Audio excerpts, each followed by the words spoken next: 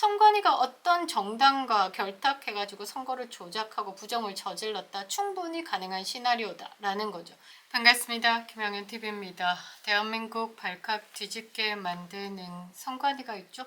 비리가 밝혀지면서 대한민국 국민들 경악하고 있습니다. 민주당은 당황했고요. 헌재는 어떤 식으로 덮어줄까 방법을 찾고 있는 것 같습니다. 꾸준히 제기되어 온 이 선관위의 부정선거 의혹이 부실선거다라면서 드립치더니 부실관리와 운영까지 드러나고 있는 상황에서 또 어떤 창의적인 변명을 늘어놓을지 궁금합니다. 헌재는요, 감사 대상이 아니다라고 실드치고 민주당은 침묵하고 뒷배가 되어주고 있는데요. 이 정도 부패가 노골화되면요, 그냥 다 끝내야 되는 거 아닙니까? 민주주의 꽂힌 선거를 가지고 이 관리를 하는 집단 자체가 부패하고, 이렇다면 대한민국의 민주주의 꽂힌 선거도 마찬가지로 부패할 수 있겠구나라는 생각을 하게 됩니다. 국민의힘은요, 4일입니다. 이번 주 중으로 중앙선거관리위원회 특별감사관법을 발의하겠다라고 밝혔습니다. 채용 비리와 근무 태만의 온상으로 전략한 이 마피아 패밀리 선관위에 대해서 국민적 불신이 커지고 있는 상황이라 적절한 입법 발의를 한 것 같은데요.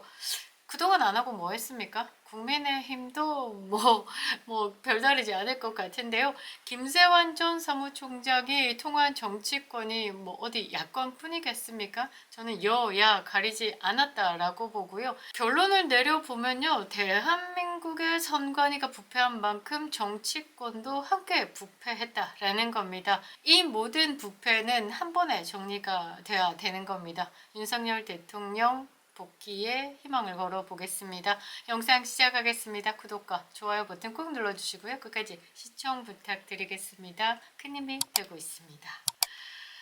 자, 감사원 참 가지가지 합니다. 이제 중앙선관위의 심각한 부정 비리 어마어마합니다. 이 정도면 불악 수준을 넘어서 집성촌인 것 같은데요. 선관위가요, 헌법상의 독립기관입니다. 대한민국의 민주적 선거 절차를 공정하게 운영해야 하는 막중한 책임을 가지고 있는 이 선관위가 오래된 부정부패의 온상이었음을 명백히 보여주는 비리가 드러나고 있습니다.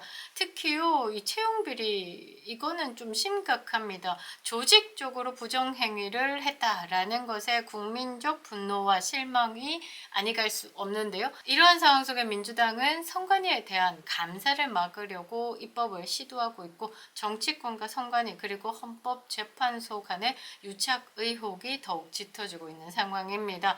현대판 음서제죠, 음서제. 공정성을 붕괴했고요. 이건 누구 아버지 하시노의 세상을 만든 겁니다. 선관위의 채용 비리 단순한 부정 행위를 넘어서 가지고요. 그냥 이게 이 집단 자체가 그냥 썩은 거다라고 볼 수 있습니다. 2013년부터 2022년까지 10년 동안 291차례 경력직 채용을 진행했는데, 이 과정에서 818건의 규정 위반이 적발됐습니다. 합격 내정자 리스트를 공공연하게 공유했고, 면접 점수도 조작했고, 대놓고 부정을 저질렀고, 그냥 니들끼리 짜미짜미 했다라는 거죠. 선관위 고위직 그리고 중간 간부들 그리고 인사 담당자들 이 간에 거래들이 있었는지 채용을 청탁하고 공모했다라는 사실도 드러났습니다. 부정 채용의 결과는 어떻습니까? 한 사람의 청년에게 돌아갈 공정한 취업 기회를 고위직의 자녀들이 세습하게 된 거죠. 누구 아버지 하시노 세상에서 말이죠. 자, 우리가 조국에게 분노했던 건 조민이라는 딸의 입학 부정을 저지르면서 아무렇지도 않았다라는 것. 그게 마치 좌파 세상에서는 당연한 느낌, 그런 느낌이었기 때문에 이 좌파 카르텔에 분노했다라는 것이고, 조민이 이 부정 입학하면서 한 사람에 대해서 입학의 기회를 박탈시켰기 때문에 그 부분에 분노를 했었죠. 똑같은 상황입니다. 대한민국이 가장 자랑스럽게 내세우는 게 뭡니까? 기회의 평등, 공정, 상식. 그런 가치 자체를 심각하게 훼손하는 행위입니다. 공정한 경쟁을 위해서 노력하는 청년들은 밤을 새워가지고 공부를 하죠. 여러분들 이 공무원 시험 준비를 해보시면요. 공부량이 어마어마합니다. 독서실에 들어가가지고요. 12시간 공부하는 건 기본이다라는 거죠. 그런데 그런 취업을 위해서 수없이 많은 면접과 시험을 치르고 있는 청년들이 있습니다. 그런데 선관위는 이런 노력이 무의미한 거죠. 아, 누구 아버지 뭐 하시노? 우리 아버지 선관위원장이십니다. 콜! 이런 느낌이다 라는 거죠. 이 공산당에서 볼 수 있는 거죠. 중국의 부패에서 볼 수 있는 그런 행위들을 이 선관위는 저지르고 있었다라는 겁니다. 끼리끼리 문화죠. 누구 아버지 뭐 하시노? 가족과 친인척 채용했고요. 심지어 예비 사위 뭐 이런 것들도 채용을 했다라고 합니다. 직장을 되물림하고 이게 현대파 음서제가 아니고 뭐겠습니까? 이런 방식으로 지금 선관위를 운영해 왔다라는 겁니다. 이거를 우리 청년들이 받아들일 수 있을까? 우리 아이를 키우는 부모 세대들이 쉽게 받아들일 수 있을까? 저는 결코 용서할 수 없다라고 보고 있습니다. 이거는 범죄죠, 범죄. 나라에서 제공하는 관직 자체를 그들이 독식해가지고 돈 따먹기 식으로 땅 따먹기 식으로 해먹었다라는 건 굉장한 범죄다라고 할 수 있습니다. 조직적인 범죄를 저질렀다라고도 할 수 있죠. 감사원의 감사 결과를 보겠습니다. 선관위 내부에서 조직적인 범죄 행태가 만연했음을 확인했다라고 합니다. 부정 채용이 밝혀지자 선관위 직원들은 문서를 폐기했습니다. 그리고 파일을 조작했습니다. 상급자들은 후임자들에게 너도 공범이야 라는 인식을 주입했습니다. 그러니까 야 여기서 벗어나려면 손가락 하나 자르고 가든지 아니면 우리는 다 입 다물어야 돼 이런 느낌이다 라는 거죠. 그러니까 이 선관위에서 뭐 서버 교체 이런 거 보면 국민들이 심장이 콩닥콩닥 했습니다. 아 저거 지금 문서 폐기하고 이 자료들 삭제하고 이거 증거 인멸하는 거 아니야? 이렇게 의심을 했었죠. 이게 조폭들 조직에서 공범 관계를 형성하는 방식하고 다를 바 없습니다. 운동권들도 이런 식으로 이제 공범 관계, 우리 죽으면 다 같이 죽고 뭐 다 같이 살고 이러면서 성관계도 되게 넘나들고, 일단 이런 게 이제 운동권에서도 이제 만연한 행위거든요. 그런 것들이 이제 선관위 감사에서 들통났다라는 겁니다.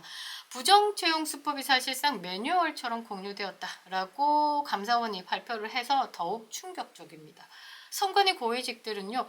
친인척 채용을 당연시했다라고 합니다. 이게 가장 중요한 시크릿이 보장되어야 되는 거니까 우리는 친인척에 대해서 이제 채용하는 부분이 그냥 전통처럼 이어져 왔어라는 뒷목 잡는 말을 뻔뻔하게 하기도 했죠. 외부의 감사를 방해하기 위해서 문서를 조작하고 파기하고 증거 인멸에 적극적으로 선관위 조직들은 가담했다라고 합니다. 특히 박찬진 전 사무총장, 송봉섭 전 사무총장을 포함해서 고위 인사들의 자녀들 이 부정한 방식으로 채용하는데 영향력을 행사했는데 특정 이름, 특정 나이의 형광펜으로 이제 끄어놓고 이 면접관들이 파악할 수 있게끔 하는 상황도 있었고 그냥 다이렉트로 전화해가지고 내 딸인데 내 아들인데 이런 상황도 있었다라는 거죠. 이거는 단순한 비리 차원을 넘어서 이거는 범죄적 행태를 가지고 있는 겁니다. 공모하고 은폐하고 이런데 선거를 온전히 공정하게 관리했을까? 아니요, 저는 뭐 심하게 부정을 했을 수도 있겠다 싶습니다. 왜? 쥐들끼리 짜비짜비만 된다라고 하면 야 뭐 동탄에 누가 나가는데 살짝 불안한데 거기 약간 조정 좀 해줘서 우리가 금배지 좀 달아주면 다음에 우리 좀 덕 좀 보지 않을까? 뭐 이런 식으로도 가능하다라는 거죠. 온전히 공정했다라고 믿을 사람 한 놈도 없을 것 같습니다. 민주주의를 근본적으로 뒤흔드는 문제죠. 결코 가볍게 넘어갈 사안이 아니다라는 겁니다. 이 민주당이 선관위를 방탄하려고 했다라는 것 또한 이런 물음에 또 힘을 실어다 줄 수 있는 거죠. 민주당이 거기서 왜 자꾸 선관위를 방탄해? 부정선거에 대해서 사실 검증을 해보자라는 부분에 왜 민주당이 음모론으로 치부하면서 빠락빠락 언론과 손잡고 방해해? 아 너네들 한 편이야? 이런 느낌이죠. 감사원의 감사 결과 발표 직후에 민주당이요 감사원법 개정안을 발의했습니다. 선관위를 감사 대상에서 제외하려고 했죠. 그리고 헌법재판소에서 감사 대상이 아니다라고 손을 들어줬고요. 이거 이상합니다. 그러니까 감사원의 직무감찰 대상에서 선관위를 제외하게 만드는 법까지 지금 만들겠다라면서 민주당이 움직였다라는 겁니다. 그러니까 향후에 어떤 감사도 하지 못하도록 만들겠다, 철통 방어를 치겠다라는 뜻을 고스란히 보인 겁니다.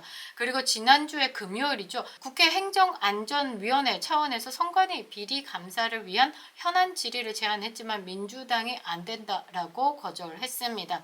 민주당이 국민들 앞에 선관위가 까발려지는 것을 굉장히 두려워한다라고 생각을 하죠. 이 언론으로 부정선거 또는 부실 관리, 채용 비리 이런 부분에 대해서 선관위의 신뢰를 떨어뜨리는 일들이 노출될까봐 지금 언론을 차단하기에 급급하다 이런 생각을 아니할 수 없는데요. 민주당이 선관위 불법 비리의 심각성을 인지하지 못하는 건 아니다라고 봅니다. 부패 선관위를 비호하고 있다라고 저는 보고 있습니다. 그뿐만이 아니죠.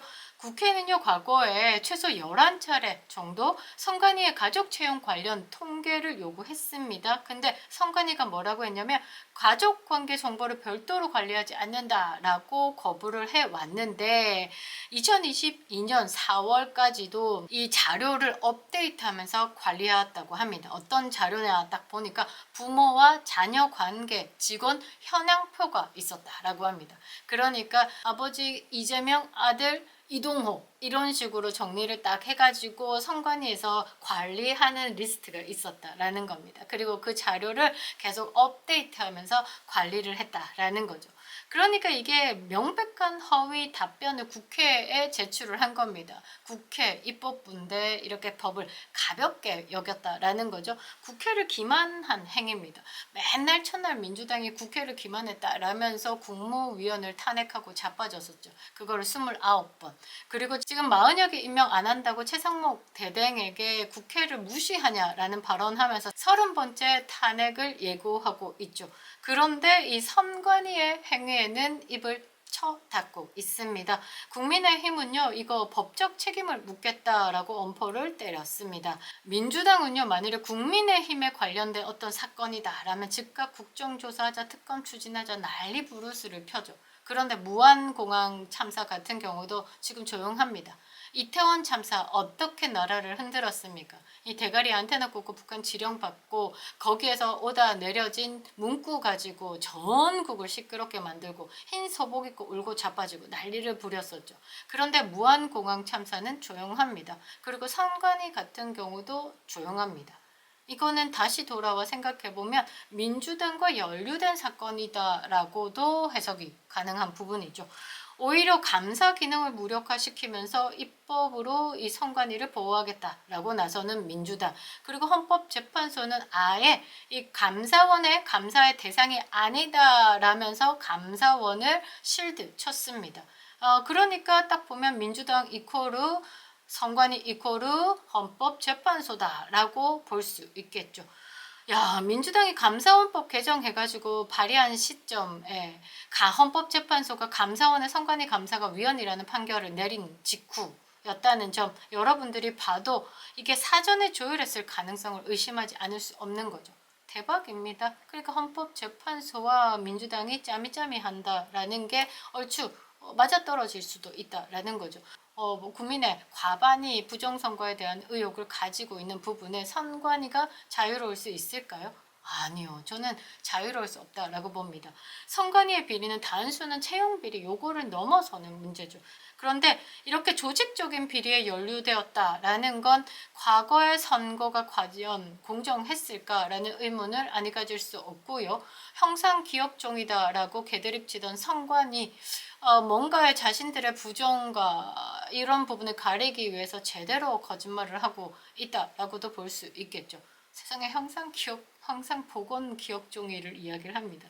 요거 만들어졌으면 선관위에 있으면 안 됩니다. 이 노벨상 타러 가야 된다라는 조롱을 제대로 받고 있죠. 자, 윤석열 대통령도요, 이 비상계엄을 고려하게 된 원인 중에 하나를 뭐라고 하셨습니까? 선관위의 부정선거에 대해서다. 그것에 대한 사실 검증이 좀 필요했다. 그러면서 이 선관위의 신뢰상실과 관련이 좀 깊다라고 언급하셨습니다. 선거를 관리하는 기관이 이 부정부패를 얼룩졌다라고 하면 민주주의인 꽃도 부정부패에 얼룩질 수 있다라는 거죠. 선관위가 어떤 정당과 결탁해가지고 선거를 조작하고 부정을 저질렀다 충분히 가능한 시나리오다라는 거죠. 이거는 국가적 위기의 본질적인 원인이 되기도 합니다. 결론적으로 봤을 때 선관위 개혁은요, 이 선택 아니고 필수입니다. 선관위의 개혁은 더 이상 미룰 수 없는 과제죠. 외부 인사가 참여하는 조직 정화를 위한 특별위원회를 설치하겠다 추가적으로 그러면서 자체 자정 기능을 높이겠다라고 선관위가 이야기를 하는데요. 뭔 조직을 또 새로 만듭니까? 자체적으로 조직 정화를 뭘 또 하겠다고 외부의 감사를 받겠다라고 합니까? 그냥 외부 감사 받으려고 하면요, 심플하게 선관위는 감사원의 감사를 받으면 되는 겁니다. 2번 일 안 하고 돈 안 들이고 외부 인사 안 들이고 쓸데없는 짓거리 하지 말라는 거죠. 감사원의 감사 받으면 되겠죠. 자정 기능을 왜 감사원만큼은 안 된다라고 그렇게 우기는지 모르겠습니다. 외부 감사 인원을 어디서 채우려고요? 우리법 연구회나 아니면 민주노총 산하 지역단체 이런 걸로 또 구성하겠다라는 겁니까? 요것들은 국가 세금 어떻게 하면 잘 빼먹을까 이거 연구하는 집단이 아닌가라고 저는 생각을 하는데요. 일단은 이 법적으로 엄중하게 처벌해야 되는 부분들이 꽤 많습니다. 부정 채용에 관해서는 반드시 법적으로 처벌을 해야 되는 것이고요. 선거 시스템 자체에 대한 전면적인 감사 필요합니다. 대한민국 부정과 비리에 점차 잠식되고 있는 지금 상황을 벗어나기 위해서라도 이 선관위라는 기관 자체를 정돈을 해야 됩니다. 지금 누가 보지 뭐하시노라는 세상이 통하는 건 공산당 세상과 다를 바 없는 겁니다. 국민은 공정과 상식 그리고 땀의 가치가 인정되는 나라에서 살 권리가 있고 그렇게 살고 싶기 때문에 민주주의, 자유민주주의를 외치는 겁니다. 그래서 윤석열 대통령의 직무 복귀를 외치는 것이죠. 반드시 돌아오실 겁니다. 돌아오셔야 한다라는 것이죠. 그립다 윤석열 김영애 TV였습니다.